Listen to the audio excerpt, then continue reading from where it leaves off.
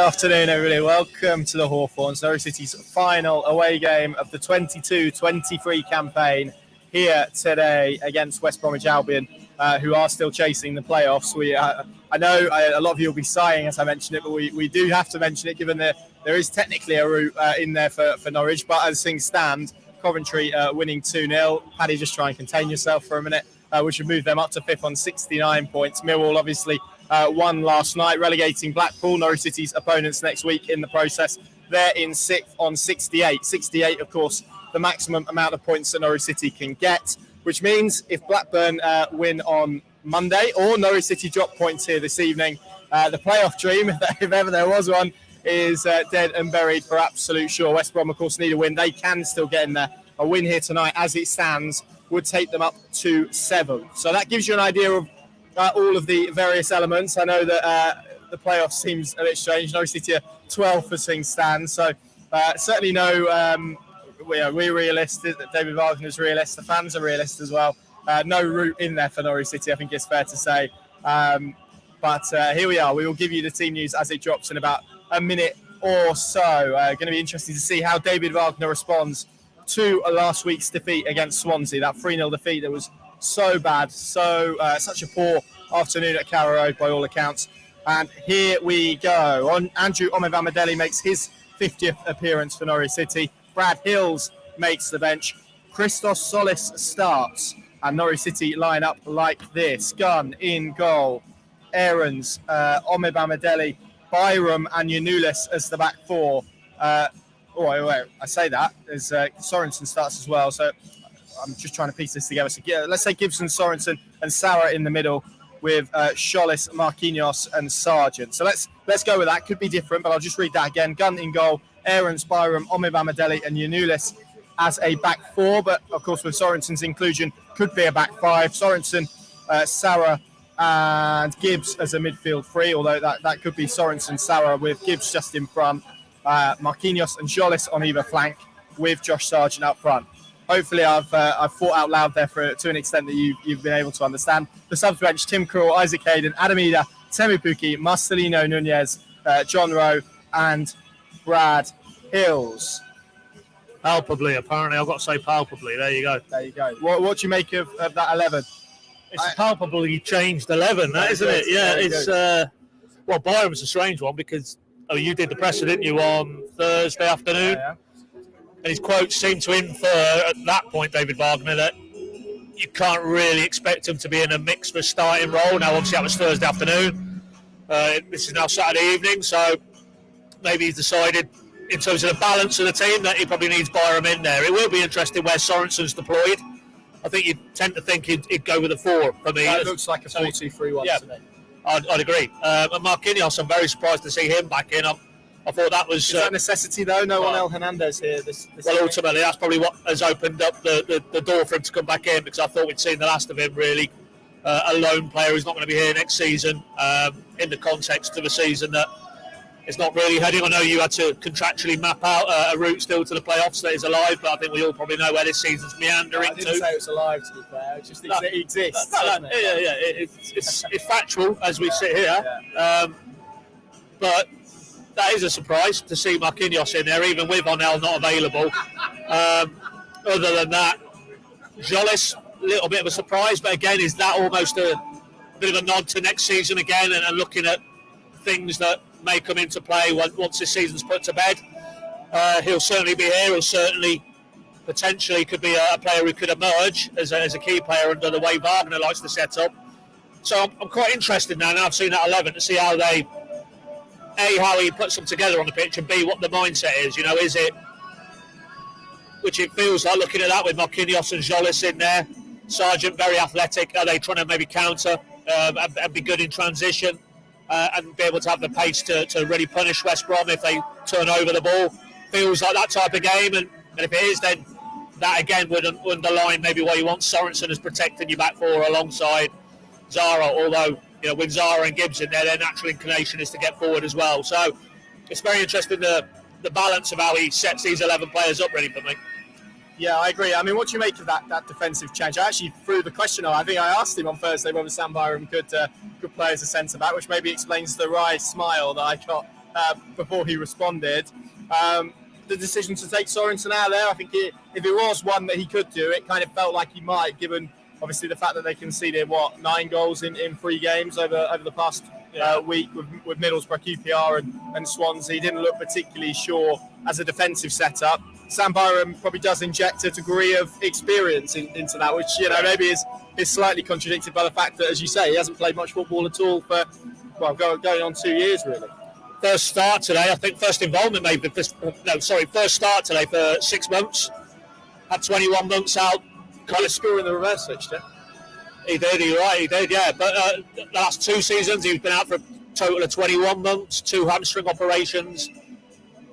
I thought the comments were quite strange, really. That he's been in and around it for 3 or 4 weeks, but he's not quite in his thoughts for a start. Given the situation with Sorensen at centre back hasn't worked for me. He looks out of his depth positionally in that position. He doesn't look comfortable playing in that area of the pitch to me. On the Bama Daily, we forget. I know it's his 50th appearance today. Congratulations to him, leading the side out, but he's still very inexperienced. And it didn't feel to me that was working with him and Sorensen. And also, we're going back to Byram. We're potentially, because we've not heard anything to the contrary yet, 2 games from him becoming a free agent and leaving Norwich. So you start to think, well, if he's really somebody who's in David Wagner's thoughts for the mid to longer term, he'd want to see him, wouldn't he? He would want to see him now in this environment, starting games, because we know the football talent is in doubt. It's about the body and the fitness, and David said that to you on Thursday. So I'm less surprised to see him in the 11. I'm more surprised with David's comments, which seem to infer we can't really trust him in terms of his body to hold up to start a game. So whether it's needs must today, but I'm personally happy because I think Byram at centre-back, for me, feels a more comfortable fit alongside Bamba Daly than Sorensen in there. Yeah, we'll get into the Marquinhos stuff in a minute, but I'm just gazing at him to see if he has the West Brom team. He does, and here it is. They've got Palmer in goal, Furlong, Ajayi, Peters and Townsend as the back 4, Molumby and Yokosu. That's a very good midfield too at this level. Wallace, of course, Jed Wallace, fantastic experienced player at this level. John Swift, likewise. Karlan Grant on the left with Thomas Asante up front. That's how West Brom line up today, 4-2-3-1 for them. And of course, they're looking to respond to 2 consecutive defeats to Sunderland and Sheffield United, which has kind of left their playoff bid a little bit on the brink. But as we said, a win here, there is definitely, for as much as we talked about the fact there's not a path for Norwich City, there could be a path for West Brom with a win. They are 9th as it stands in the table. A win would take them up to 7th because Sunderland, as things stand, are losing 2-1 to Watford. Norwich, however, in 12th as it stands. So I don't know if we're quite at the stage of saying they're on the beach, but maybe they've been on the beach for a while. Who knows? Marquinhos, Pab, because as much as you referenced Sam Byram there, he could be a player that departs Norwich City in the club in a couple of weeks. That very much applies to Marquinhos. Now, he could have played Adam Eder out there. He could have, of course, put Josh Sargent out there. John Rowe is on the bench, who is a young Norwich City player. I guess maybe there's a fitness dimension to that we have to talk about as well. But, I mean, you referenced it. I'm really surprised to see Marquinhos back in that 11. I think one of the comments earlier on today, we just put it in the show, he's in 2 games' time, he's no longer a Norwich player. And I do find it strange because when he has been given chances, and he was given chances, when it mattered really in terms of their genuine top 6 aspirations, he didn't deliver. And yes, we know he's a young player and he's coming from a different country, but he was an Arsenal player. And for me, an Arsenal player, irrespective of his age, where he's come from, what he's dealing with maybe in terms of adapting to English football, you really would have expected more from him. I know he came in and had a bit of a fitness issue, but that was behind him. And just a bit of a conundrum. I said it in the car on the way here, thinking that we probably wouldn't see him again. What is it with Norwich and these type of players? Marcus Edwards, Tottenham loanee, similar, very highly rated young player. Didn't work for him at Norwich, didn't work for him at Tottenham, and now he's gone on and he's having a great time in Portugal, isn't it? So, and Patrick Roberts even before that. Highly rated young attacking wide players dropping down a level, playing at very, very good parent clubs. Seemingly, when they put a Norwich shirt on, they're not able to deliver. And I can only assume it is with the balance of this team in mind that he's had to go with Marquinhos again today, because it felt, when we saw him troop off, I can't remember exactly which game it was, 2 or 3 games ago, but that would be the last time we saw him. Middlesbrough, wasn't it? Was it Borough, was it? Yeah. So, I mean, he did say to you, Arnell was struggling a little bit, didn't he? Yeah. So we'll get an update on that after the game from David. But again, is it too soon for John Rowe? We're talking about Sam Byram, it's too soon because he's been out for a long time. But does it matter? I mean, Well, not for me, 2 games left. I mean, David Wagner said this in relation to Isaac Hayden a few weeks ago, and that they've only got 4 games left, so it's not like you can just bed them in. no, and again, Marquinhos, John Rowe, who's here next season? Who's a Norwich player? John Rowe. So it maybe again, if there's an element of risk with starting Byram, do you want to inject more elements of risk by starting Rowe as well? That is in his thinking, but for me, unless Marquinhos absolutely rips it up today, then I find it a bit baffling, really, that we've gone back to him when you've got John Rowe on the bench. Yeah, and the other, of course, on the other flank is Christos Solis, who is someone that we haven't seen too much of since he returned from FC Twente. Obviously scored against Birmingham. Is it 1 start? I've got in my head, but maybe I'll get Adam to look that up for us. But I'm pretty sure it's 1 start. Yeah, since he came back, he certainly hasn't had a real exposure to Norwich City, which, you know, I'm sure a lot of people will look at and maybe feel that it's a little bit strange, given Norwich opted to recall him. Not a whole host of football, and of course it was the game with Rotherham, wasn't it, where he missed those really good opportunities. Stoke, wasn't it? Yeah, Stoke. Rotherham, where we last saw him, where he missed some really good opportunities towards the end that at that point would have won Norwich City the game and would have, I think, moved them into the top 6 in the process. So we speak about looking to next season as an opportunity, I guess, for him to steal a march on someone like John Rowe, to try and inject some optimism into a fan base at the moment which is feeling really dejected. Yeah, and I'm looking over to my right as we sit here, and is it 1,700 or so they've tweeted today? Some effort, that. Oh, frightening, really. Yeah, it just shows you. And this isn't a colour jumper in reference to what's going on across the board. It's purely coincidental. But you see what I thought you meant cough then. Well, no, it looks a bit lighter on here, but here it's a bit more Ipswich blue. But that's entirely coincidental. But you see what's happening there today, and their inevitable return to the Championship, and the sense that club is up Woodley Mobile again.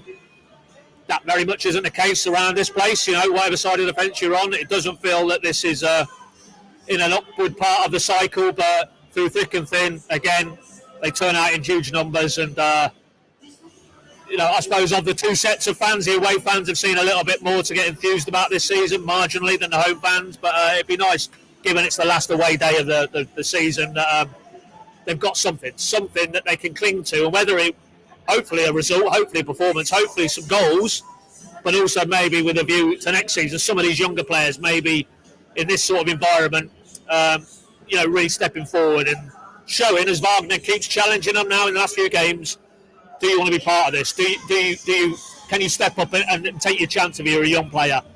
So far they haven't really as a collective, but tonight let's hope that is the case. And you know, I think we've all had our fill of the angst and the toxicity that was culminated with what happened at Carrow Road last weekend. So I just think in terms of our a bit of respite, it'd be nice to have 2 games where there's a few more positives on the pitch to get our teeth into with a view to next season. And of course then, once the dust settles, we can maybe look under the bonnet again at what's gone wrong and who's to blame and how they put it right.